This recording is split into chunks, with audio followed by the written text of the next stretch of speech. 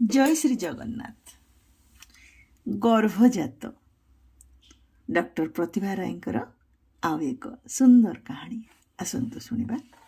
गर्भजात गरीब माँ ठारू निर्धन पक्षीटीए स्वच्छल आउ आत्मनिर्भरशील।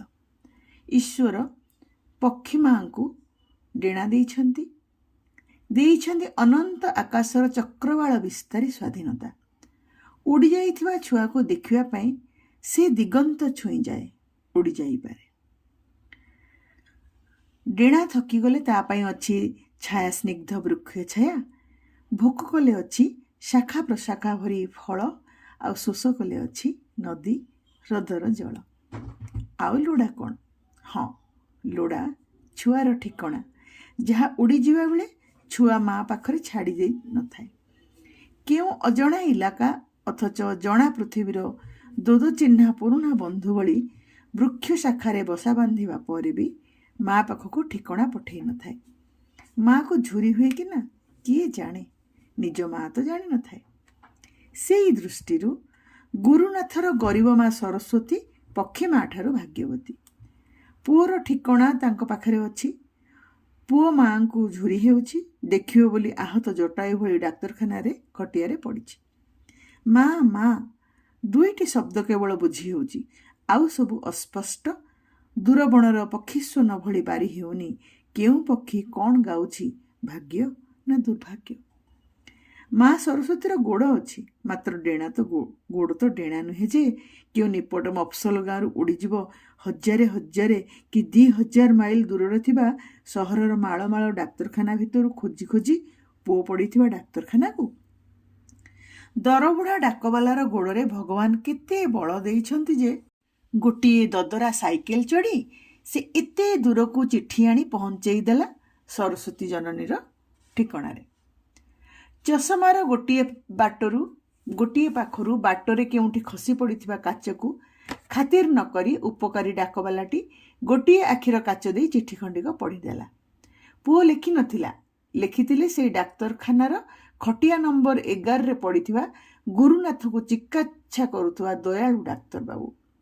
गुरुनाथ आ अमेरिकार डाक्तरखाना रे नहीं, से निज देश को फेरी आसी। अमेरिकार डाक्तर बाबू माने भी कम दयालु नहंती। से माने गरीब माँ सरस्वतीर पाठुरा पुओ गुरुनाथ सांगरे नर्स देई डाक्तर देई ता निज माँ कल को फेरी देइछन्ती। गुरुनाथ आउ तांको देश रे को काम को योग्य नुहे। अमेरिकाटा कुआडे कामिका लोकंग देश। माँ कोल छाड़ी बड़ लोक हेबा आशारे जाइथिबा ए देशर धनी लोकंग पुओ माने भी सेठी खटकिया। खटी न पारिले रास्ता रे भिक मागी मध्ये बंची परिबा नाही। रास्ता कड़े पड़ी भोक उपासरे भी मरिबाकू जो नाही। से देशर नियम रे गरीब अकर्मण्यर जोठी पारे सेठी मरिबार अधिकार नाही। बड़ हृदयवान देश। तेणु गुरुनाथ को पठे देइचन्ति ता निज माटी को, ता निज माँ कोल को। गुरुनाथ को देश ग्रहण करिछि। दिल्लीर को डाक्तरखाना रे से अछि। माँ को खोजुछि। 8 वर्ष हो गला से माँ मुह देखिनी। से चाहे माँ उड़ी जाऊ ता पाखकू। बसिलाठू उठी आसिया पई डाक्तरखाना रे बसी पड़ी गुरुनाथ माँ माँ होई तार बड़ बड़ ओसारिया आखिरु मोटा लुहदार गड़ेइथिले लोके हसी थांते, भाभी थांते गुरुनाथर असुस्थता शरीर उठी तालु पर्यंत ताको असाड़ा करदेलानी। तेणु तार मुंड आ काम करूनाई। किंतु गुरुनाथर शरीर सिना बेलकू तलकू अचल हो जाइथिला, बेकठू तलकू। तार बड़ मुंडटी आग भली बुद्धिया थिला, आग भली तीक्ष्ण चिंता शक्तिर भरपूर थिला। सेइथिबाई से अमेरिकार 5 वर्ष होला पड़ी पड़ी माँ को मने मने झुरी हेउथिले भी तुंड खोलु नथिला।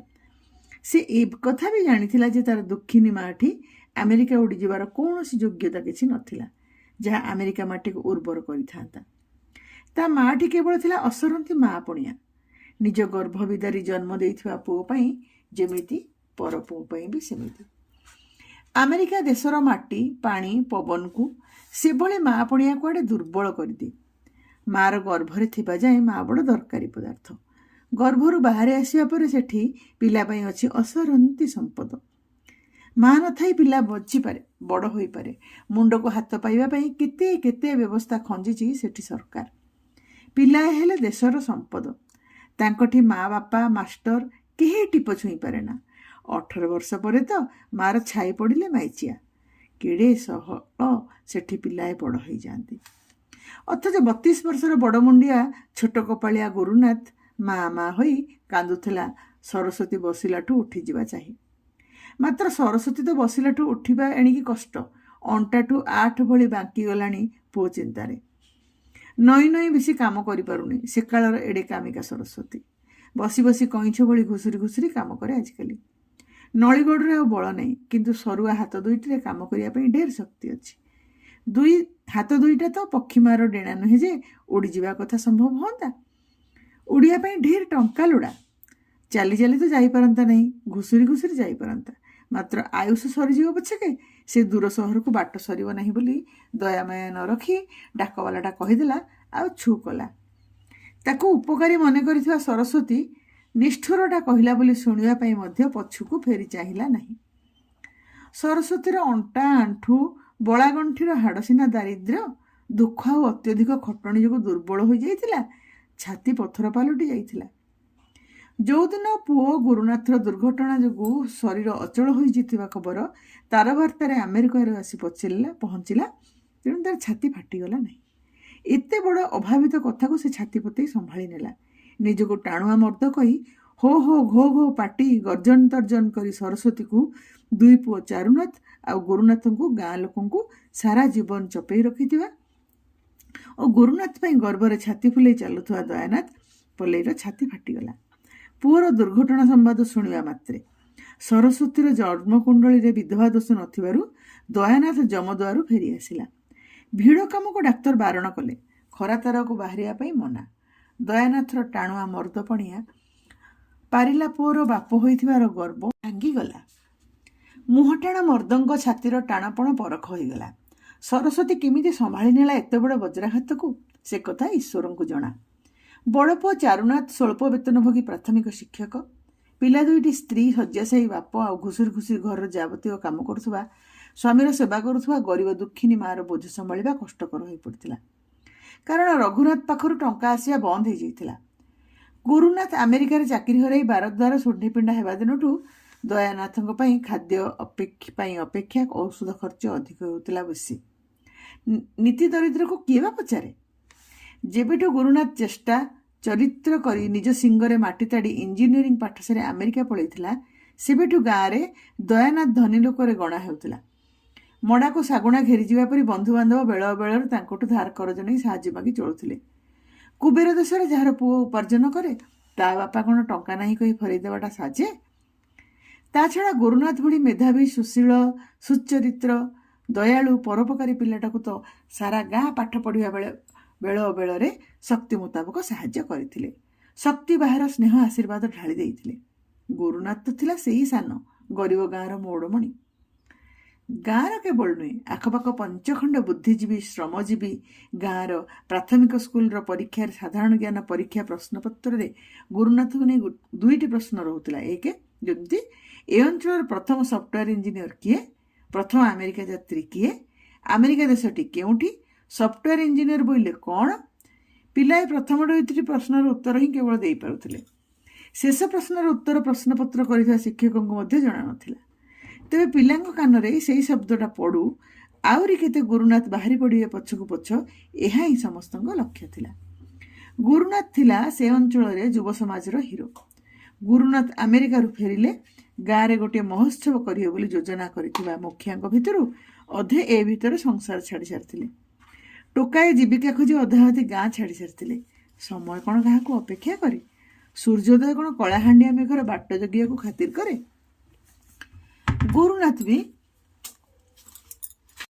ଗୁରୁନାଥ ବି ବିଦେଶରେ ପାନ ଦେଉ ଦେଉ ଗାଁ ମାଟିର ବାସ୍ନା ଆଉ ମା କାନିର ମହକକୁ ଝୁରି ହେଉଥିଲା। ସିଏ ତ ଭାବିଥିଲା ପ୍ରତିବର୍ଷ ହିଁ ଦେଶକୁ ଆସିପାରିବ। ସେ ଏକ ଛୋଟ ସହରର ଅନାମଧ୍ୟ ଇଞ୍ଜିନିୟରିଂ କଲେଜରୁ ପାସ୍ କରିଥିଲା। ସବୁ ବଡ଼ କଲେଜରେ ସିଟ୍ ପାଇଥିଲେ ବି ଅର୍ଥ ଅଭାବରୁ ପଢ଼ିପାରିନଥିଲା। ତେଣୁ ଏକ ଛୋଟ ଆମେରିକୀୟ କମ୍ପାନୀରେ ଚାକିରି କରି କମ୍ପାନୀର ଖ୍ୟାତି ବଢ଼ାଇଥିଲା। ଘରକୁ ଟଙ୍କା ପଠାଇ ଘରର ଅବସ୍ଥା ସହସା ବଦଳାଇ ଦେବାର ସ୍ୱପ୍ନ ତାର ଧୂଆଳିଆ ହୋଇଯାଇଥିଲା। ସେ କିନ୍ତୁ ବେଶ୍ ଆଶାବାଦୀ ଓ ସାହସୀ ଥିଲା। ପିଲାଦିନରୁ ସେ ଦାରିଦ୍ର୍ୟ ସହ ସଂଗ୍ରାମ କରି ନିର୍ଭୟ ହୋଇଯାଇଥିଲା। ତେଣୁ କ୍ରମେ ତାର ଆର୍ଥିକ ସ୍ଥିତିର ଉନ୍ନତି ହେବ ଓ ବଡ଼ କମ୍ପାନୀରେ କେବେ ହୁଏତ ଚାକିରି ମିଳିଯିବାର ଆଶା ବି ରହିଥିଲା। ତାର ଅବସ୍ଥା ଯେ ଗାଁରେ, ନିଜ ସହରରେ, ନିଜ ଦେଶରେ ବେକାର ଚାଲୁଥିବା ଶିକ୍ଷିତ ଯୁବକଙ୍କ ଠାରୁ ଭଲ ଥିଲା ଓ ସେମାନଙ୍କ ଠାରୁ ଭାଗ୍ୟବାନ ଥିଲା, ଏତିକି ସାନ୍ତ୍ୱନା ଢେର ଥିଲା ତା ପାଇଁ। ରାତାରାତି କୋଟିପତି ହୋଇଯିବାର ସ୍ୱପ୍ନ ସେ ଦେଖିନଥିଲା କେବେ। ମଝିରେ ମଝିରେ ପାଖ ସହରର ଫୋନ୍ ବୁଥରୁ ଭାଇ ଚାରୁନାଥ ଫୋନ୍ଟିଏ କରି କାଟି ଦେଉଥିଲେ ଓ ସେଇ ନମ୍ବରକୁ ସଙ୍ଗେ ସଙ୍ଗେ ଫୋନ୍ କରୁଥିଲା ଗୁରୁନାଥ। କେବେ କେମିତି ମାଆକୁ ନେଇ ଆସୁଥିଲା ଆଉ ବାପାଙ୍କୁ ବି। ଗୁରୁନାଥ ଫୋନ୍ରେ ସେମାନଙ୍କର ସ୍ୱର ଶୁଣୁଥିଲା। ବାପା ଭାଇଙ୍କୁ ପ୍ରତିଶ୍ରୁତି ଦେଉଥିଲା ନିୟମିତ ଟଙ୍କା ପଠାଇବ ବୋଲି। ମାଆକୁ ପ୍ରତିଶ୍ରୁତି ଦେଉଥିଲା ଖୁବ୍ ଶୀଘ୍ର ଥରେ ଘରକୁ ଆସି ବୁଲିଯିବ। ତା ପାଇଁ ଖୁବ୍ ଭଲ ଝିଅଙ୍କର ପ୍ରସ୍ତାବ ମାନ ବି ଆସୁଥିଲା। ଧନୀ ଘରୁ ତା ପାଇଁ ପ୍ରସ୍ତାବ ଆସିବାର ଏକମାତ୍ର କାରଣ ତ ଥିଲା ଆମେରିକା। ଗାଁରେ ତାର ଖାତିର ଓ ଖ୍ୟାତି ବଢ଼ିଯାଇଥିବାର କାରଣ ଥିଲା ତ ଆମେରିକା। ଗୁରୁନାଥ ଆମେରିକାରେ ବଡ଼ କାର୍ଟିଏ ନିଜେ ଚଳାଇ ଅଫିସ୍ ଯା ଆସା କରୁଥିବା କଥା ଗାଁରେ ଚର୍ଚ୍ଚାର ବିଷୟ ହୋଇଥିଲା ଓ ଅଧେ ଲୋକ ବିଶ୍ୱାସ ବି କରିପାରୁନଥିଲେ। ଅସହଣୀ ଲୋକେ କହୁଥିଲେ ଗୁରୁନାଥ ସେଠି କାହାଘରେ ଡ୍ରାଇଭର ଚାକିରି କରିଥିବ ପରା। ମୋଟ ଉପରେ ଗୁରୁନାଥ ଗାଁର ଏକ କିମ୍ବଦନ୍ତୀ ଯୁବକ ପାଲଟି ଯାଇଥିଲା। କ୍ରମଶଃ ଆମେରିକାର ଅର୍ଥନୀତିର ଦୁର୍ଗତି ବହୁ ଭାରତୀୟ ଯୁବକଙ୍କ ଦୁର୍ଗତିର କାରଣ ହୋଇଗଲା। ଗୁରୁନାଥର ସେଇ ନୂତନ ଛୋଟ କମ୍ପାନୀଟି ହଠାତ୍ ବନ୍ଦ ହୋଇଯାଇଥିଲା ଓ ଗୁରୁନାଥ ଆମେରିକାରେ ଏକ ବେକାର ବିଦେଶୀ ଯୁବକ ଭାବରେ ନିଜକୁ ଆବିଷ୍କାର କରିଥିଲା। ତାରି ଭଳି ଅନେକ ଯୁବକ ବେକାର ହୋଇ ଦେଶକୁ ଫେରି ଆସିଥିଲେ, କିନ୍ତୁ ଗୁରୁନାଥ ସଂଗ୍ରାମ କରି ଶିଖୁଥିଲା। ସେ ନୂଆ ପ୍ରୋଜେକ୍ଟ ଖୋଜୁଥିଲା, ନୂଆ କମ୍ପାନୀର ଅନ୍ୱେଷଣରେ ଥିଲା। ଏମିତି କ୍ରମାଗତ ପ୍ରୟାସ କରି କେତେ ବେକାର ହୋଇ ବୁଲିଲେ ଆଉ ଯାହା କଷ୍ଟ ହେଉନା କାହିଁକି ଭୋକ ଉପାସରେ ରହିବାକୁ ପଡ଼େ ନା। ଯେକୌଣସି କାମ କରି ଜଣେ ଆହାର ଯୋଗାଡ଼ କରିପାରେ, ମାତ୍ର ସେଥିରେ ଋଣ ଶୁଝି ହୁଏ ନାହିଁ। ସ୍ୱାସ୍ଥ୍ୟର ସୁରକ୍ଷା ପାଇଁ କରିଥିବା ବୀମା ରିନ୍ୟୁ କରି ହୁଏ ନାହିଁ। ଆମେରିକାର ସ୍ୱାସ୍ଥ୍ୟ ବୀମା ବେଶ୍ ମୋଟା ଅଙ୍କର ଦେବାକୁ ହୁଏ, କାରଣ ସେଠାରେ ଚିକିତ୍ସା ବେଶ୍ ବ୍ୟୟବହୁଳ। ଗୁରୁନାଥ ସ୍ୱାସ୍ଥ୍ୟ ବୀମାର ସମୟସୀମା ପୂରିଯିବା ପରେ ବୀମା ରିନ୍ୟୁ କରିବା ପାଇଁ ଟଙ୍କା ନଥିଲା ତା ପାଖେ। ତେଣୁ ଚାକିରି ମିଳିବା ପରେ ପୁନର୍ବାର ବୀମା କରିବା ଛଡ଼ା ଅନ୍ୟ ଗତି ନଥିଲା। ସେଦିନ ନିଜ ଗାଡ଼ି ଚଳାଇ ଘରକୁ ଫେରୁଥିଲା ଗୁରୁନାଥ। ଗାଡ଼ିଟା ପିଟି ହୋଇଗଲା ରାସ୍ତାକଡ଼ ବତୀଖୁଣ୍ଟରେ। ଗୁରୁନାଥର ଅଣ୍ଟା ତଳକୁ ମେରୁଦଣ୍ଡର 3ଟି ହାଡ଼ ଭାଙ୍ଗିଗଲା।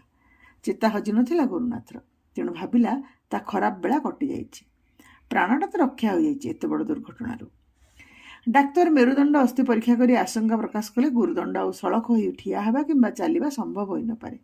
ସେ ଆଜୀବନ ହୁଇଲ୍ ଚେୟାରରେ ହିଁ ବସିବ। ଆଶାବାଦୀ ଡାକ୍ତର କହିଲେ, ଏଇଟା ମଧ୍ୟ ତୁମର ଭାଗ୍ୟ। ସଫ୍ଟୱେୟାର ଇଞ୍ଜିନିୟର ଭାବରେ ହୁଇଲ୍ ଚେୟାରରେ ରହି ତୁମେ ପୂର୍ବ ଭଳି କାମ କରିପାରିବ। ଗୁରୁନାଥ ମଧ୍ୟ ସେଥିପାଇଁ ଭାଗ୍ୟକୁ ତାରିଫ କଲା। ତା ହାତ ଦୁଇଟି ଯଦି ଭାଙ୍ଗି ଅକର୍ମଣ୍ୟ ହୋଇଥାନ୍ତା ତ କିଛି କରିପାରିନଥାନ୍ତା। ଗୁରୁନାଥର ଚିକିତ୍ସା ଆରମ୍ଭ ହେଲା। ଭାରତୀୟ ଡାକ୍ତର ବାସିନ୍ଦାଗଣ ଅର୍ଥ ସାହାଯ୍ୟ କଲେ। ଭାରତରେ ଏହି ଦୁର୍ଭାଗ୍ୟଟି ଉପସ୍ଥିତି ହୋଇଥିଲେ ଏତେ ଅର୍ଥ ସାହାଯ୍ୟ ମିଳିଥାନ୍ତା ବୋଲି ଗୁରୁନାଥ ବୁଝେଇଲା, ମିଳିନଥାନ୍ତା। କିନ୍ତୁ ଗୁରୁନାଥଙ୍କ ଦୁର୍ଭାଗ୍ୟ ବୁଢ଼ିଆଣୀ ଜାଲ ପରି ଛନ୍ଦି ଚାଲିଥିଲା। ଡାକ୍ତରଖାନାରେ ଥିବାବେଳେ ବୁଦ୍ଧିମାନ ମସ୍ତିଷ୍କଧାରୀ ଗୁରୁନାଥର ମସ୍ତିଷ୍କ ଘାତ ଘଟିଲା। ସେଥିପାଇଁ ମସ୍ତିଷ୍କର ଅସ୍ତ୍ରୋପଚାର କରିବା ଛଡ଼ା ଆଉ ଅନ୍ୟ ଉପାୟ ନଥିଲା। ତାହା ହିଁ ହେଲା। ମାତ୍ର ସେହି ଅସ୍ତ୍ରୋପଚାର ପରଠାରୁ ଗୁରୁନାଥର ସବୁଦିନ ପାଇଁ ବେକଠାରୁ ତଳିପା ପର୍ଯ୍ୟନ୍ତ ଅଚଳ ହୋଇଗଲା। ମହାଭାରତ ଯୁଦ୍ଧ ଘଟି ଯାଇଥିଲା ତା ଶରୀର ଉପରେ। ବେଲାଳସେନ ଭଳି ତାର ମସ୍ତିଷ୍କକୁ ଧାରଣ କରିଥିବା ବଡ଼ ମୁଣ୍ଡଟି ତକିଆ ଉପରେ ଥୁଆ ହୋଇଥିଲା। ଆଖି ଦୁଇଟି ପୂର୍ବାପେକ୍ଷା ପ୍ରସାରିତ ହୋଇଯାଇଥିଲା।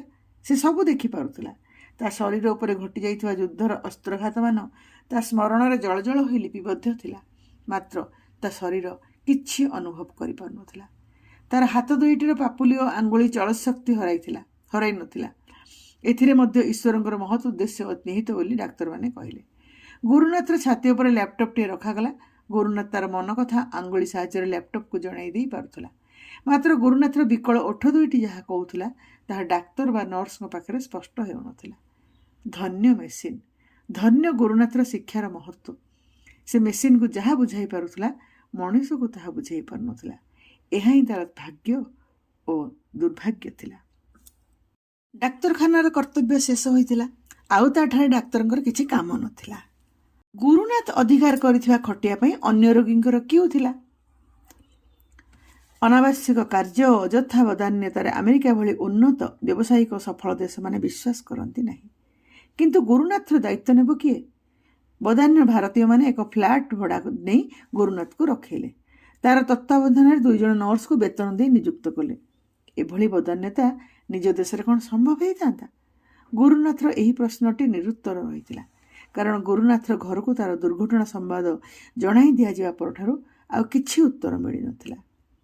ତା ପରଦିନ ପୁଣି ଦିନ ଦରିଦ୍ର ଭାଗ୍ୟହୀନ ହୋଇଯାଇଥିଲା। ତା ଗାଁ ଲୋକେ ଦରିଦ୍ର ଥିଲେ। ତାର ପୁଅ ପାଇଁ କିଏ ଆଉ କ'ଣ କରିପାରେ? ଆପାର୍ଟମେଣ୍ଟର ସେଇ ଫ୍ଲାଟ୍ରେ ଗୁରୁନାଥ ଏବେ ଭାରତ ଓ ଆମେରିକା ପାଇଁ ପରପୁଅ ହୋଇ ଅସହାୟ ଭାବରେ ପଡ଼ିଥିଲା। ଯୁଦ୍ଧକ୍ଷେତ୍ରରେ ପ୍ରାଣବଳି ଦେଇଥିବା ଶହୀଦମାନଙ୍କର ଶବମାନଙ୍କ ଭିତରେ ସେ ଯେମିତି କ୍ଷତବିକ୍ଷତ, ଅଥଚ ବଞ୍ଚି ଯାଇଥିବା ଯୋଦ୍ଧାଟିଏ, ଯାହାକୁ ଭୁଲରେ ଭୁଲି ଯାଇ ମରିବା ପାଇଁ ଛାଡ଼ି ଦେଇଥିଲେ ଉଦ୍ଧାରକାରୀ ଦଳ। ଗୁରୁନାଥ ଇଚ୍ଛା ମଧ୍ୟ କାହାକୁ ଡାକି ପାରୁନଥିଲା। ମୁଣ୍ଡ ବୁଲାଇ ଅପର ପାର୍ଶ୍ୱକୁ ଚାହିଁବା ପାଇଁ ମଧ୍ୟ ନର୍ସଙ୍କ ସାହାଯ୍ୟ ଆବଶ୍ୟକ କରୁଥିଲା। ଗୁରୁନାଥରେ ଆଉ କାହାର କିଛି ଆବଶ୍ୟକତା ନଥିଲା। ଗୁରୁନାଥ ଭାରତର ଯେଉଁ ରାଜ୍ୟରୁ ଆସିଥିଲା ଓ ସେ ରାଜ୍ୟର ନର୍ସମାନଙ୍କର ଖ୍ୟାତି ବିଶ୍ୱର ସର୍ବତ୍ର। ସେମାନେ ଯେପରି ସେବା କରିବା ପାଇଁ ହିଁ ଜନ୍ମ ହୁଅନ୍ତି, ସେବା ହିଁ ସେମାନଙ୍କର ଈଶ୍ୱର, ଧର୍ମ, ବ୍ରତ। ଅଥଚ ସେହିପରି ସେବା ଗୁରୁନାଥ ପାଏ ନାହିଁ। ସେବାର କାର୍ପଣ୍ୟ କେବଳ ନୁହେଁ, ନିଷ୍ଠୁରତା ବୋଲି ମନେକରେ ଗୁରୁନାଥର ତୀବ୍ର ଅନୁଭବ। ଭାତ ମୁଠାଏ ବ୍ୟତୀତ ଆଉ କିଛି ବି ଖାଇବାକୁ ଦେଉନଥିଲେ ସେଇ ନର୍ସମାନେ। ତାହା ମଧ୍ୟ ମଝିରେ ମଝିରେ ବନ୍ଦ କରିଦେଉଥିଲେ, କାରଣ ସେମାନଙ୍କୁ ଗୁରୁନାଥର ପୁରୁଷ ସଫା କରିବା ପାଇଁ ପଡ଼ୁଥିଲା। ଗୁରୁନାଥର ଅକର୍ମଣ୍ୟ ଶରୀରର ପେଟ ଖୋଜୁଥିଲା ଭାତ, ପାଟି ଖୋଜୁଥିଲା ଭଲ ମନ୍ଦ ଖାଦ୍ୟ। ସେତେବେଳେ ଗୁରୁନାଥର ମା ମନେ ପଡ଼ୁଥିଲା। ସେ ଲ୍ୟାପଟପ୍ର ଅକ୍ଷରମାନଙ୍କୁ ବ୍ୟବହାର କରି ଇଣ୍ଟରନେଟ୍ରେ ଲେଖୁଥିଲା, ମା, ତୁ ମୋତେ ଭାତ ଖାଇବାକୁ କାହିଁକି ଶିଖେଇଲୁ? ନିଜ ପେଟ ଭୋକରେ ଭରି ରଖି ମୋ ପେଟରେ କାହିଁକି ଏତେ ଖାଦ୍ୟ ଭର୍ତ୍ତି କଲୁ? କାହିଁକି ମୋ ଜିହ୍ବାକୁ ଖଟା, ମିଠା, ରାଗ, ଲୁଣି, ସ୍ୱାଦୁକର ଖାଦ୍ୟ ବାରିବା ଶିଖେଇଲୁ? ଖାଦ୍ୟ ଲଳସା ବଢ଼େଇଲୁ, ମୋ ନାସାରନ୍ଧ୍ରରେ ସ୍ୱାଦର ବାସ୍ନା ବି ଚିହ୍ନେଇଲ। ସେଇଥିପାଇଁ ମୋତେ ଏଠି ଏତେ କଷ୍ଟ ହେଉଛି। ମୁଁ କାହାକୁ ବୁଝେଇ ପାରୁନି ମା। ମୋଟ ଉପରେ ମୋତେ କାହିଁକି ତୁ ଦୁର୍ଭାଗ୍ୟ ଦେଇ ଜନ୍ମ ଦେଲୁ? ଗୋଟିଏ ପୁଅକୁ ଜନ୍ମ ଦେଇ ମଧ୍ୟ ତୁ ପୁତ୍ରବତୀ ବୁଲେଇ ପାରିଥାନ୍ତୁ। ମା, ମୁଁ ଜାଣେ ତୁ ଏ ଦେଶକୁ ଆସିପାରିବୁ ନାହିଁ। ମୁଁ ବି ଆଉ ଦେଶକୁ ଫେରିପାରିବି ନାହିଁ। ଭଲ, ଏଠାରେ ମୋର ପ୍ରତି ସପ୍ତାହରେ ମେଡ଼ିକାଲ ଚେକଅପ୍ ହେଉଛି। ଆମ ଗାଁରେ ସେ ସୁବିଧା ନାହିଁ। କିନ୍ତୁ ଏଇ ନର୍ସମାନେ ଯେ ମୋତେ ଅଧା ଦିନ ଭୋକରେ ଛଟପଟ କରୁଛନ୍ତି, କେମିତି ସହିବି ମା? ଗୁରୁନାଥର ଏମିତି ଅନେକ ଚିଠି ଇଣ୍ଟରନେଟ୍ରେ ସାଇତା ହୋଇ ରହିଥିଲା। ମା ପାଖରେ ପହଞ୍ଚି ପାରୁନଥିଲା। ଭଲ, ନଚେତ୍ ମା ବିଚାରୀ କେଡ଼େ ଦୁଃଖ ପାଇଥାନ୍ତା। ପୁଅର ଦୁର୍ଘଟଣା ସମ୍ବାଦ ପାଇ ବାପାର ହୃଦଘାତ ଖବର ଗୁରୁନାଥ ପାଇଥିଲା, କିନ୍ତୁ ମା ବଞ୍ଚିଛି କିନା କିଛି ଲେଖା ନଥିଲା। ଗୁରୁନାଥ ଭିସାର ସମୟସୀମା ପୂରି ଯାଇଥିଲା। ଭାରତୀୟ ଦୂତାବାସକୁ ଚିଠି ଲେଖି ତାକୁ ଯେ ନିଜ ଦେଶକୁ ପଠାଇ ଦିଆଯାଇଛି ସେ କଥା ବି କେହି ଜାଣିପାରିନଥିଲା। ଯେତେବେଳେ ତାକୁ ଜଣେ ଡାକ୍ତର ନର୍ସଙ୍କ ସହ ଅନ୍ତରୀଣ ଆମ୍ବୁଲାନ୍ସରେ ଶୁଆଇ ବାୟୁଯାନରେ ଉଡ଼ାଇ ଦିଆଗଲା, ସେ ଭାବୁଥିଲା ତାକୁ ଏକ ଉନ୍ନତ ଡାକ୍ତରଖାନାକୁ ସ୍ଥାନାନ୍ତର କରାଯାଉଛି। ତାକୁ ବହୁଦିନ ଧରି ଭୋକରେ ରଖୁଥିବା, ମଇଳାରେ ଲଟପଟ କରି ରଖୁଥିବା ନର୍ସ ଦୁହିଁଙ୍କୁ ସେ ତଥାପି ମଧ୍ୟ ଆନ୍ତରିକ କୃତଜ୍ଞତା ଜଣାଇ ଦାୟ ମାଗିଥିଲା। ବିଦାୟ। ପରପୁଅଟାର ଯେତେ ସେବା ସେମାନେ କରିଛନ୍ତି ତାହାର ମୂଲ୍ୟ କେବେ ହେଲେ କେତେଟା ଡଲାର ନୁହେଁ। ଗୁରୁନାଥ ଯେତେବେଳେ ଆଖି ଖୋଲିଲା, ତା ନାକରେ ବାଜିଲା ନିଜ ଦେଶ ମାଟିର ବାସ୍ନା, ନିଜ ଦେଶର ଭାଷା, ତା କାନରେ ତୋଳିଲା ସଙ୍ଗୀତର ମୂର୍ଚ୍ଛନା। ସେ ଶୋଇଥିଲା ନିଜ ଦେଶର ରାଜଧାନୀରେ ଏକ ହୃଦୟବାନ ଡାକ୍ତରଖାନାର ଖଟିଆରେ। ତାକୁ ଡାକ୍ତରମାନଙ୍କ ଅପେକ୍ଷା ଅଧିକ ସଂଖ୍ୟାରେ ଘେରିଥିଲେ ମିଡ଼ିଆ ପ୍ରତିନିଧିମାନେ। କ୍ୟାମେରାର ଆଲୁଅରେ ତା ମୁହଁଟା ନିର୍ଲିପ୍ତ ଦିଶୁଥିଲା, ଆଖି ଦୁଇଟାରେ ଉତ୍ତରହୀନ ପ୍ରଶ୍ନମାନଙ୍କର ଜଟିଳ ଦୃଷ୍ଟି। ତୁମ କଥା କୁହ, ତୁମେ କିପରି ଅନୁଭବ କରୁଛ? ପଙ୍ଗୁ ହୋଇ ଫେରିଆସିଥିବା ପାରିଲା ପୁଅଟିଏ କିପରି ଅନୁଭବ କରେ, ଏମାନେ କ'ଣ ବୁଝିପାରୁନାହାନ୍ତି? ଗୁରୁନାଥ ଅସ୍ପଷ୍ଟ ଉଚ୍ଚାରଣ କଲା, ମା, ମା, ମାକୁ ଦେଖିବାକୁ ଚାହେଁ। ମାର ଅଭାବ ଅନୁଭବ କରୁଛି। ତା ଜଟିଳ ଦୃଷ୍ଟିର ସମସ୍ତ ବନ୍ଧନୀ କାଟି ଲୁହଧାର ବହିଗଲା। ଦୃଷ୍ଟିର ସମସ୍ତ ପ୍ରଶ୍ନ ତରଳି ଯାଇ ଲୁହ ପାଲଟି ଯାଇଥିଲା। ଫୋନରେ ଗୁରୁନାଥର ଭାଇ କହିଲା, ଆମେ କେହି ବି ଯାଇପାରିବା ଅବସ୍ଥାରେ ନାହୁଁ। ଗୁରୁନାଥର ଅବସ୍ଥା ଜଟିଳ। ତାର ଚିକିତ୍ସା ପାଇଁ ଆମର ଅର୍ଥବଳ ନାହିଁ କି ଏ ଅଞ୍ଚଳର ଡାକ୍ତରୀ ସୁବିଧା ନାହିଁ। ଆମର ଭୟ ହେଉଛି ଯେ ଆମେ ଗଲେ ଗୁରୁନାଥକୁ ଆମ ହାତରେ ଦେଇଦେବା ଡାକ୍ତରଖାନାର କର୍ତ୍ତୃପକ୍ଷ। ଆମେ ତାକୁ ଆଣି କ'ଣ କରିବୁ? ଆମେ ତ ଚାହୁଁଛୁ ଗୁରୁନାଥ ବଞ୍ଚି ରହୁ ବୋଲି। ଯେମିତି 5 ବର୍ଷ ହେଲା ବଞ୍ଚିଛି, ସେମିତି ଥାଉ ପଛକେ। ମାଆକୁ ପଠେଇ ଦିଅ, ଗୁରୁନାଥ ଖୋଜୁଛି। ମାଆର ଛାତି ଦମ୍ଭ ଅଛି, ଗୋଡ଼ରେ ଦମ୍ଭ ନାହିଁ, ଅର୍ଥବଳ ନାହିଁ। ମା ଏକା ଯାଇପାରିବ ନାହିଁ। 2 ଜଣ ଯିବା ପାଇଁ ଢେର ଟଙ୍କା ଲୋଡ଼ା, କିଏ ଦେବ? ଗୁରୁନାଥ ନିଜ ଦେଶରେ ମଧ୍ୟ ପରପୁଅ ହୋଇ ପଡ଼ିଥିଲା। ସରତୁଳତୀ ବସି ବସି ବେଶ ଚାଲିପାରୁଥିଲା। ଖେଦୁଥିଲା ଦାଣ୍ଡ, ଅଗଣା, ଲିପାପୋଛା, ରୋଷେଇ ବସି ବସି କରୁଥିଲା। ତାକୁ ଧରି ଧରି ନେଇ ଟ୍ରେନରେ ବସେଇ ଦେଲେ ସେ ପୁଅ ଆଗରେ ପହଞ୍ଚି ଯାଇପାରିବ। ଏତେ ଲୋକ ସେଇ ଗାଡ଼ିରେ ଯାଉଛନ୍ତି, କେହି ହେଲେ ତାକୁ ପୁଅ ପାଖରେ ରହୁଥିବା ଡାକ୍ତରଖାନାରେ ପହଞ୍ଚେଇ ଦେବ। ଖାଲି ଗାଡ଼ି ଭଡ଼ା ଲୋଡ଼ା। ଖଣ୍ଡେ ଜମି ବିକିଦେଇ ମୋତେ ଟଙ୍କା ଦିଅ, ସ୍ୱାମୀକୁ କହିଲା ସରସ୍ୱତୀ। ଚାରୁନାଥ ମାଡ଼ି ବସିଲା ମା କଥା ଉପରେ। କହିଲା, ଆମର କେତେ ଜମି ଅଛି କି? ଜମି ବିକିଦେଲେ ଖାଇବା କ'ଣ? ସମସ୍ତେ ମିଶି ପରା 6 ପାଣି କୁଟୁମ୍ବ ହେଲେଣି। ମୋ ଜମି ଖଣ୍ଡକ ମୁଁ ବିକିବି, ତମେ ସବୁ କେମିତି ଚଳିବ ଜାଣ। ସ୍ୱାମୀ ଦୟାନାଥର ପୁରୁଷପଣିଆ ଆଘାତ ପାଇଲା। ଚଢ଼ା ଗଳାରେ କହିଲା, ତୋର ଜମି କୋଉଠୁ ଆସିଲା? ବାହାଘର ବେଳେ ମୋ ବାପା ମୋ ନାଁରେ ଖଣ୍ଡେ ଜମି ଲେଖି ଦେଇଥିଲେ, ଭୁଲିଗଲ? ସରସ୍ୱତୀ କହିଲା। ତମେ ତ ମୋ ସମ୍ପତ୍ତି ହେଲ, ତମ ଜମି କ'ଣ ତମର ହେଇଅଛି? ତାହା କେମିତି ହବ?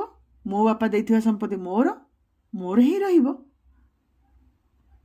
ସେ ସମ୍ପତ୍ତି ତୁ ମୋ ନାଁରେ କରିଦେଇଛୁ। ସେ ଖଣ୍ଡକ ବନ୍ଧକ ରଖି ମୁଁ କୃଷି ଋଣ ଆଣି ଆଖୁ ଚାଷ କରିଛି। ମୋର ଔଷଧ ଖର୍ଚ୍ଚ କିଏ ଦେଉଛି କି? ମୁଁ କ'ଣ ବଞ୍ଚିଥାଉ ତ ମୋତେ ମାରିଦେବୁ? ନିରକ୍ଷର ସରସ୍ୱତୀର ମନେ ପଡ଼ିଲା ସେ ସ୍ୱାମୀ ନାଁରେ ଜମି କରିଦେଇଛି କାଗଜରେ ଟିପା ଚିହ୍ନ ଦେଇ। ସେତେବେଳେ ସ୍ୱାମୀ କହିଥିଲେ କୃଷି ଋଣ ଆଣିବା ପାଇଁ କାଗଜରେ ଟିପା ଚିହ୍ନ ଦେବା ଲୋଡ଼ା। ଏମିତି ତ କେତେ କାଗଜରେ ସେ ଟିପ ଚିହ୍ନ ଦେଇଛି ଜୀବନ ସାରା। କିଛି ବୁଝି ନାହିଁ, ପଚାରି ନାହିଁ, ଅଖଣ୍ଡ ବିଶ୍ୱାସ ସ୍ୱାମୀଙ୍କ ଉପରେ। ସେ ବିକି ଭାଙ୍ଗି ଉଡ଼େଇ ଦେବା ମଣିଷ ତ ନଥିଲେ କେବେ। କିନ୍ତୁ ନିରକ୍ଷର ଯେ ଏକବାର ନିର୍ଦ୍ଧନ ହେଇଯାଇଛି। ସରସ୍ୱତୀ କେବେ ହେଲେ ନିଜର ବ୍ୟକ୍ତିଗତ ହାତ ପାଣ୍ଠି, ବ୍ୟକ୍ତିଗତ ସମ୍ପତ୍ତିର ଆବଶ୍ୟକତା ଅନୁଭବ କରିନଥିଲା। ସ୍ୱାମୀ ଥିବା ପର୍ଯ୍ୟନ୍ତ ସ୍ତ୍ରୀ ହାତ ପାଣ୍ଠି ଲୋଡ଼ା କ'ଣ? ସ୍ୱାମୀ ଯଦି ଦୁର୍ଭାଗ୍ୟବଶତଃ ଆଗ ଚାଲିଯାଆନ୍ତି, ତେବେ ଘାସ କଟା ପୁଅଟିଏ ଥିଲେ ବି ମାର ପେଟ ପିଠି ଉଣା ରହେ ନାହିଁ।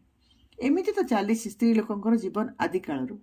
କିନ୍ତୁ ସେଦିନ ସରସ୍ୱତୀ ଅନୁଭବ କଲା ଯେ ତାର ସ୍ୱାମୀ, ପୁଅ ସମସ୍ତେ ଥାଉ ଥାଉ ତାର ନିଜର ସ୍ୱତନ୍ତ୍ର ସମ୍ପତ୍ତି ଲୋଡ଼ା ଥିଲା। ପୁଣି ତା ବାପଘରୁ ଯେଉଁ ଭୂ ସମ୍ପତ୍ତି ପାଇଥିଲା, ସେଥିରେ ଆଜି ମଧ୍ୟ ତାର ହକ୍ ନାହିଁ। ଗହଣା ଗାଣ୍ଟି କେତେ ଖଣ୍ଡ ସେ ନିଜେ ବିକି ଭାଙ୍ଗି ପୁଅମାନଙ୍କର ପାଠପଢ଼ା, ଝିଅ ବାହାଘର, ସ୍ୱାମୀଙ୍କ ଡାକ୍ତରଖାନା ଖର୍ଚ୍ଚ ଉଠାଇଥିଲା। ଏବେ ତ ନାକରେ କାନରେ ନିମକାଠି, ହାତରେ ମୁଠାଏ ଲେଖେ ନକଲି ରୂପା ଚୁଡ଼ି, ଯାହାର ମୂଲ୍ୟ 2 ଟଙ୍କା ବି ହେବନି। ଏବେ ପୁଅ ପାଖକୁ ଯିବ କେମିତି? କାହା ପାଖରେ ଯାଇ ହାତ ପତିବ? ମୂଲ ମଜୁରୀ କରିବାକୁ ତାର ଲାଜ ନାହିଁ, ମାତ୍ର ବଳ ହଟିଛି। କେହି ତାକୁ ମୂଲରେ ବି ନେବେ ନାହିଁ। ଯେଉଁମାନେ ଦିନେ ସାହାଯ୍ୟ ନେଇଥିଲେ ତାଙ୍କୁ କ'ଣ ମାଗି ହେବ? ସମସ୍ତେ ତ ଗରିବ। ହାତରେ ଟଙ୍କା ନାହିଁ ବୋଲି ତ କରଜ ଶୁଝିନାହାନ୍ତି ଏଯାଏଁ। ଛି, ପକେଇଲା ଛେପ ଢୋକିବ। କିନ୍ତୁ ସେ ତ ମାଟିଏ। ତାକୁ କ'ଣ ମାନ ଅପମାନ, ଲାଜ ସଙ୍କୋଚ କ'ଣ ସାଜେ ଯେତେବେଳେ ହାତ ପତିବାକୁ ପଡ଼େ ପୁଅ ପାଇଁ? ସେ ପୁଣି ଗୁରୁନାଥ ଭଳି ଅସହାୟ ଅବସ୍ଥାରେ ପଡ଼ି ମା ଡାକୁଥିବା ପୁଅ। ସରସ୍ୱତୀ ସ୍ୱାମୀ ଓ ବଡ଼ ପୁଅର ବାରଣ ମାନିଲା ନାହିଁ। ସେ ଗୁରୁନାଥ ପାଖକୁ ଯିବ ବୋଲି କାନରେ ଗଣ୍ଠି ପକାଇଲା। ଯଦି ଜିଅନ୍ତେ ଯାଇ ନପାରେ, ତେବେ ମରିଯାଇ ଆତ୍ମପକ୍ଷୀ ହୋଇ ଉଡ଼ିଯିବା ପାଇଁ ତା ଅନ୍ତର କହିଲା। ସେହିଦିନ ସେ ଆକାଶରେ ଉଡ଼ି ଯାଉଥିବା ପକ୍ଷୀମାକୁ ଈର୍ଷା କଲା। ପକ୍ଷୀ ଜନ୍ମ ନ ପାଇ ମଣିଷ ଜନ୍ମ ଦେଇଛି ବୋଲି ବିଧାତାକୁ ଅଭିଶାପ ଦେଲା। ନିଜ ଭାଗ୍ୟକୁ ନିନ୍ଦିଲା। ଆହା, କେତେ ପକ୍ଷୀ ଉଡ଼ି ଯାଉଛନ୍ତି। ସେ ଡଗଡଗ ହୋଇ ଆଗ ଭଳି ଚାଲି ବି ପାରୁନାହିଁ। ସେଇଥିପାଇଁ ବଡ଼ ପୁଅ ଚାରୁନାଥ ରାଗିଯାଇ କହୁଥିଲା, ଯଦିବା ଆମ ସମସ୍ତଙ୍କ ଭାତ ଥାଳି ଉଜାଡ଼ି ଦେଇ ଜମି ବିକି ଦିଲ୍ଲୀ ଯିବୁ, ସେଠି କ'ଣଟା କରିପାରିବୁ? ମୋ ଧନ ଗୁରୁନାଥର କପାଳରୁ ଝାଳ ପୋଛିଦେବି। ତାକୁ ଆଉଁସା ଘଷା କରିବି, ତାକୁ ଗେଲ କରିବି, ତାକୁ ବୋଧ ଦେବି, ତାର ଗୁହମୂତ ସଫା କରିବି, ଖୋଇ ପେଇ ଦେବି, ତାକୁ ଚାହିଁ ବସିଥିବି। ସେ ତ ପାରିଲା ପୁଅରୁ ଏବେ କୋଳ ପୁଅ ପାଲଟି ଯାଇଛି। କେଡ଼େ ଅସହାୟ ହେଇ ପରଲୋକ ହାତରେ ନାରଖାର ହେଉଛି।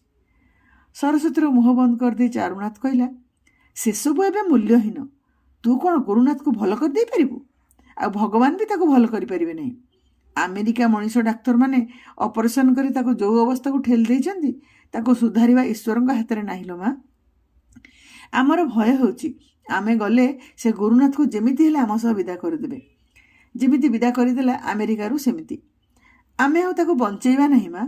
ଆମ ଗୁରୁନାଥ ସେଇଠି ପଡ଼ିଥାଉ, ସେମିତି ବଞ୍ଚିଥାଉ। ମା ପାଥର ମୂଳଟି ପାଲଟି ଯାଇଥିଲା, ତେଣୁ କାନ୍ଦୁ ନଥିଲା। ଟାଣୁଆ ମର୍ଦ୍ଦ ବାପର ବଡ଼ ପୁଅ ଶିକ୍ଷକ ଚାରୁନାଥ ଡକା ପାରି ଭୋ ଭୋ କାନ୍ଦୁଥିଲା। ଦିନେ ଉଚ୍ଚ ସ୍ୱରରେ ପିଲାମାନଙ୍କୁ ଗାଳି ଦେଇନଥିବା ମା ଦରବୁଢ଼ା ପୁଅ ଚାରୁନାଥକୁ ଗୋଟିଏ ତୋଡ଼ କାଢ଼ି ଚିତ୍କାର କଲା, ତୁ କ'ଣ ଭୋ ଭୋ ଡକା ପାରି ଗୁରୁନାଥକୁ ଭଲ କରିଦେଇପାରିବୁ?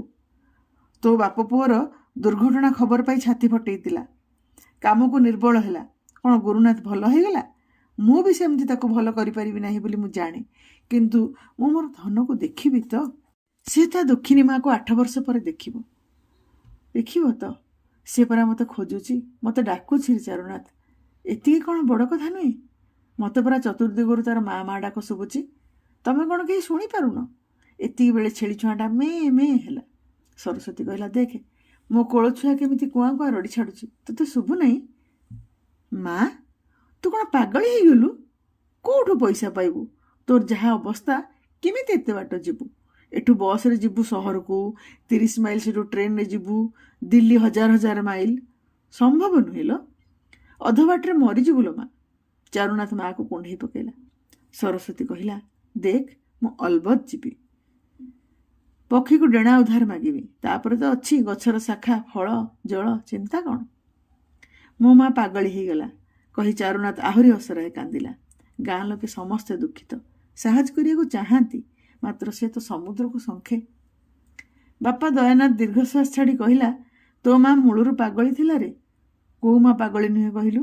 ଦେବକୀ, ଯଶୋଦା, ପାର୍ବତୀ ସମସ୍ତେ ପୁଅର ମୁଣ୍ଡଟା ପଛରେ ହାତୀର ମୁଣ୍ଡ ହେଉ, କିନ୍ତୁ ମଲା ପୁଅ ବଞ୍ଚି ଉଠୁ।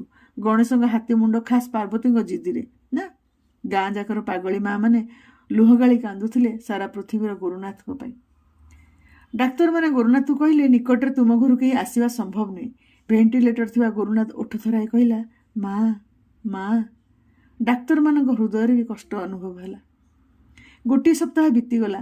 କେଜାଣି ସାଙ୍ଗରେ କେମିତି ଆସି ସରସ୍ୱତୀ ବସିଥିଲା ପୁଅ ଗୁରୁନାଥର ଖଟିଆ ପାଖରେ, ସେ କଥା ଡାକ୍ତରମାନେ ପଚାରିଲେ ନାହିଁ। କିଏ ଜାଣେ ତାକୁ ଖଟିଆ ପାଖରେ ଛାଡ଼ିଦେଲା ଆଉ ସରସ୍ୱତୀ ନଈ ନଈ ଆସି ଲଥ୍ କରି ବସି ପଡ଼ିଲା। ସରସ୍ୱତୀ ଠିଆ ହୋଇ ପୁଅର ମୁହଁକୁ ଦେଖିପାରୁନଥିଲା।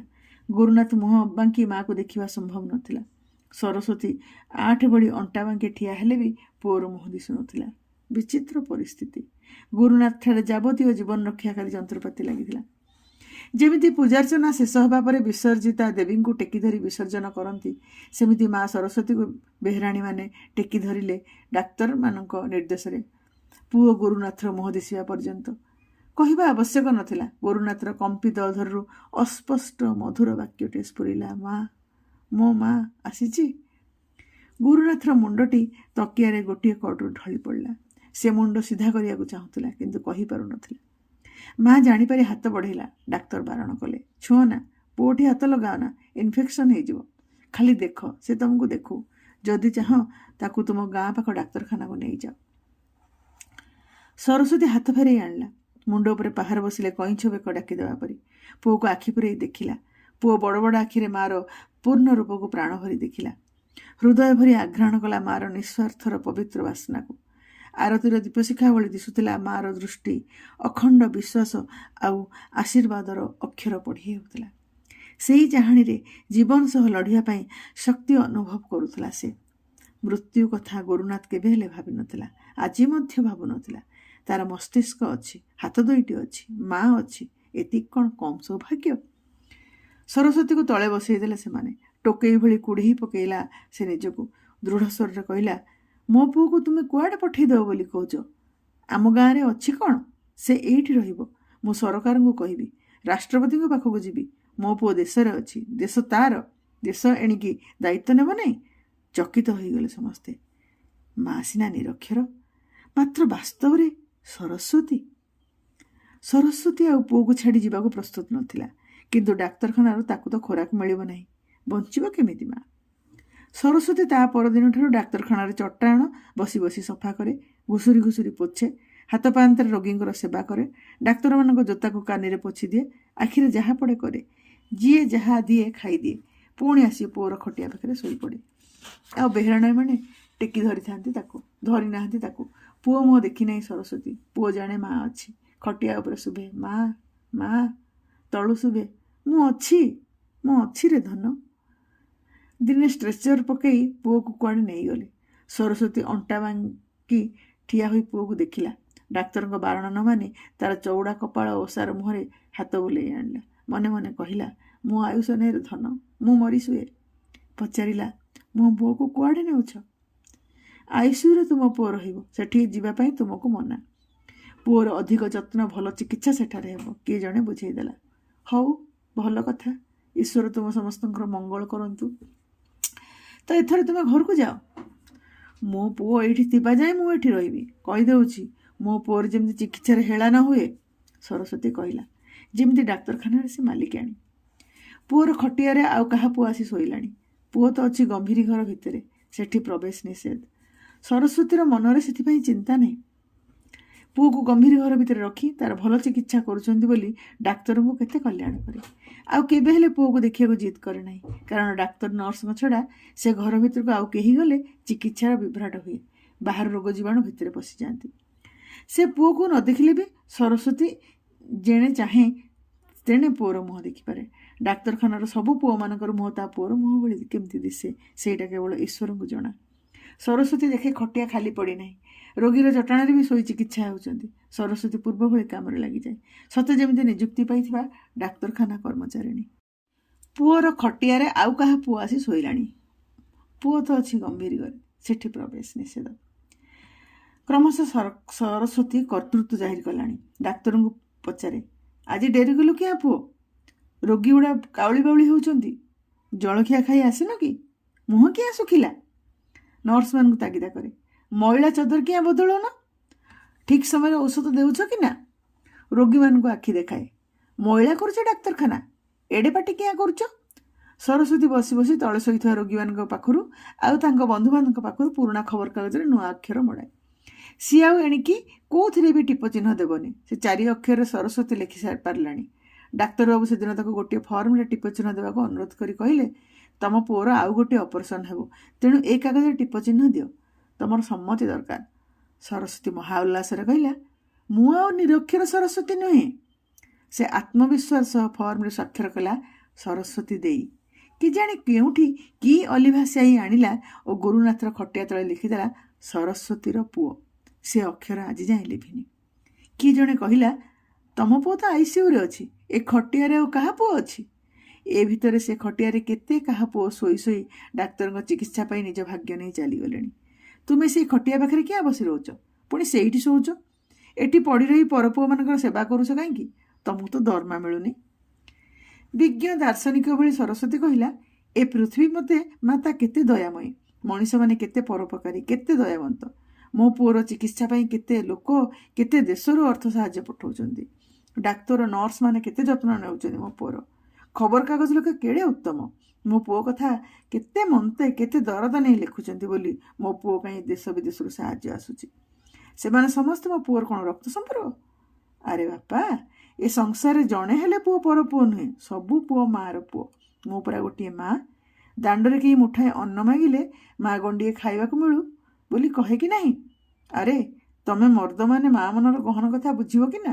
ମାତ୍ର ଏ ମାଇପିମାନେ ବୁଝିପାରିବେ ଯେ ସଂସାରରେ ପରପୁଅ ବୋଲି କେହି ନାହିଁ। ଲକ୍ଷ୍ମୀ ଠାକୁରାଣୀ ଯଦି ସମସ୍ତଙ୍କ ପରପୁଅ ଭାବନ୍ତେ, ତାହେଲେ ପୃଥିବୀରେ ମଣିଷମାନେ ଅନାହାରରେ ମରୁଥାନ୍ତେ। ତେଣୁ ସମସ୍ତେ ମାଆର ଗର୍ଭଜାତ ଆପଣାର କୋଳ ପୁଅ। ଅନେକ ବର୍ଷ ପରେ ବି ସରସ୍ୱତୀର ଉପସ୍ଥିତି ସେଇ ଚଟଣା ସାରା ଅନୁଭୂତ ହୁଏ। ସରସ୍ୱତୀକୁ ଦେଖିନଥିବା ଡାକ୍ତର, ନର୍ସ, ରୋଗୀ ଗୋଟିଏ ମାଆର ଉଷୁମ ହାତର ସ୍ପର୍ଶ, ସ୍ନେହ, ସେବା ଅନୁଭବ କରନ୍ତି। କାରଣ ସରସ୍ୱତୀ ମା ସେଇ ଡାକ୍ତରଖାନାର ଚଟାଣରେ ଭେଦି ଯାଇଥିଲା କେବେ ଓ କେଉଁ ଦିନ, ସେ କଥା ଡାକ୍ତରଖାନା ରେକର୍ଡରେ କେହି ଲେଖି ନାହିଁ। ଧନ୍ୟବାଦ। ମୋ ସହ ଯୋଡ଼ି ହୋଇ ରୁହନ୍ତୁ।